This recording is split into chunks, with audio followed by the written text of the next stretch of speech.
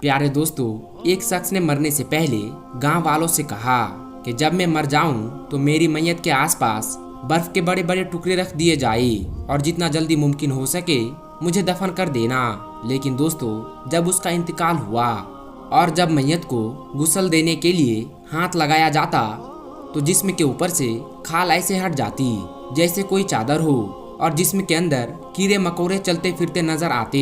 ये दिल दहला देने वाला मंजर गुस्ल देने वालों के लिए बड़ा डरावना था।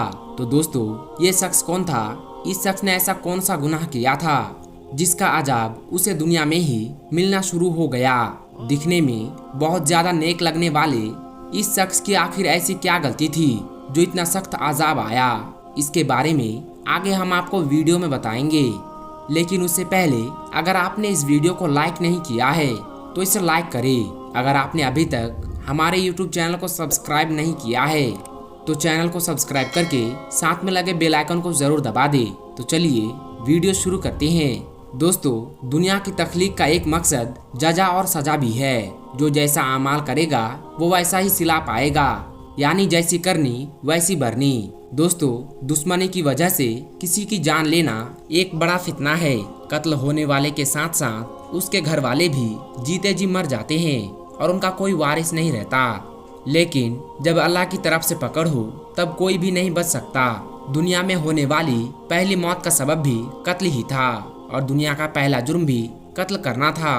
दुनिया की पहली दुश्मनी का अंजाम कत्ल निकला और शैतान के बहकावे में आकर काबिल ने अपने भाई हाबिल को कत्ल कर दिया। कहा जाता है कि वो रूह जमीन का पहला कत्ल था।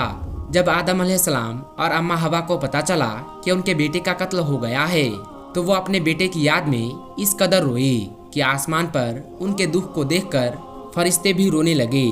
दोस्तों, आज की वीडियो में जो वाकया हम आपके सामने पेश करने जा रहे हैं, ये वाकया आज से तकरीबन 50 साल पहले का है।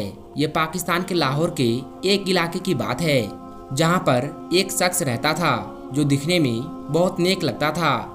जब वो लाहौर में नया नया आया तो मुसाफिर के तौर पर मस्जिद के अंदर रहने लगा और बाद में इसी इलाके में ये शख्स रहने लगा।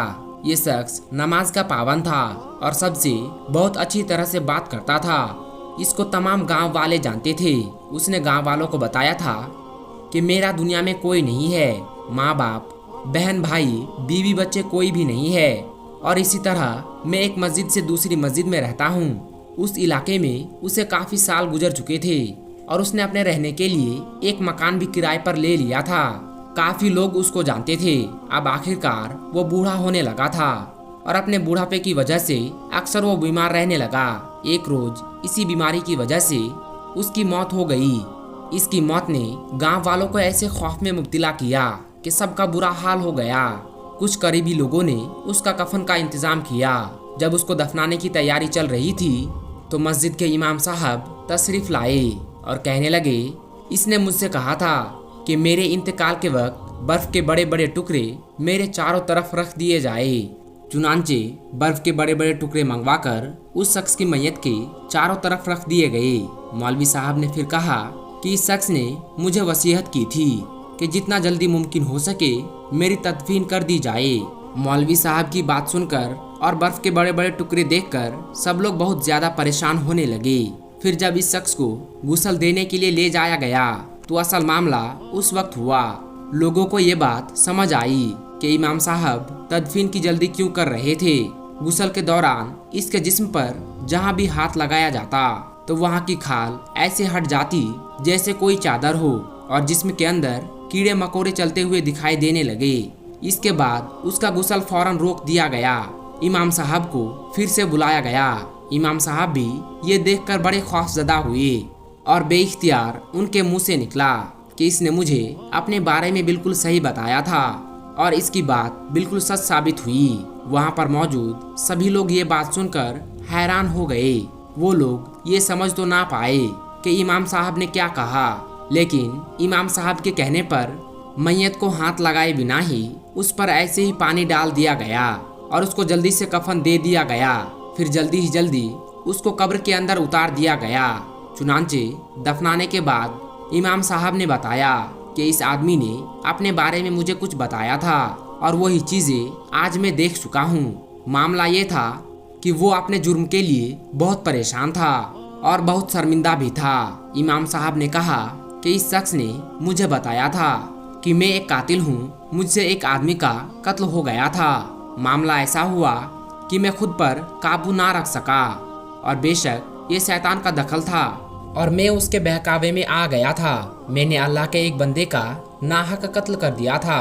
कत्ल की वजह तो उस शख्स ने ना बताई, लेकिन यह निहायत ही शर्मिंदा था और बताया कि अब उसका आखिरी वक्त भी करीब आ गया है। उसने मजीद बताया था कि कत्ल के बाद मैं अपने घर वालों को छोड़कर इधर उधर भटक रहा हूँ। मेरे वालिदैन भी है और बहन भाई भी है और यहाँ तक कि मेरे बीवी बच्चे भी हैं। लेकिन जब मुझसे ये शैतानी अमल हुआ है तो मैं बेहद अफसोस करता हूँ और कभी उनसे नहीं मिल पाया हूँ। मगर उस आदमी को अपने अंजाम की खबर हो चुकी थी, इसलिए उसने वसीयत की थी कि मेरे मरने के बाद मेरी मैयत के आसपास बर्फ के बड़े बड़े टुकड़े रख दिए जाए और जितनी जल्दी मुमकिन हो सके मुझे दफना दिया जाए। दोस्तों, ये एक नाहक कत्ल करने का नतीजा था जो ना सिर्फ उसे इस दुनिया में भुगतना पड़ा बल्कि आखिरत की सजा भी बाकी होगी। दोस्तों, एक इंसान का कत्ल दरअसल पूरी इंसानियत का कत्ल है। इसलिए दोस्तों, हमें कोई भी गुस्से में ऐसा फैसला नहीं करना चाहिए कि हम किसी की जान ले ले। अगर इंसान कोई ऐसी गलती करता है तो उसको ना सिर्फ इस दुनिया में ही सजा दे दी जाती है बल्कि वो आखिरत में भी सजा का हकदार ठहरता है। तो दोस्तों, आज की इस वीडियो में बस इतना ही। अगर आपको ये वीडियो जरा सी भी अच्छी लगी हो तो इस वीडियो को एक लाइक करके चैनल को सब्सक्राइब जरूर कर लीजिएगा और इस वीडियो को जितना हो सके उतना शेयर कर दे। हम मिलेंगे आपको अगली वीडियो में, तब तक के लिए अस्सलाम वालेकुम, अल्लाह हाफिज।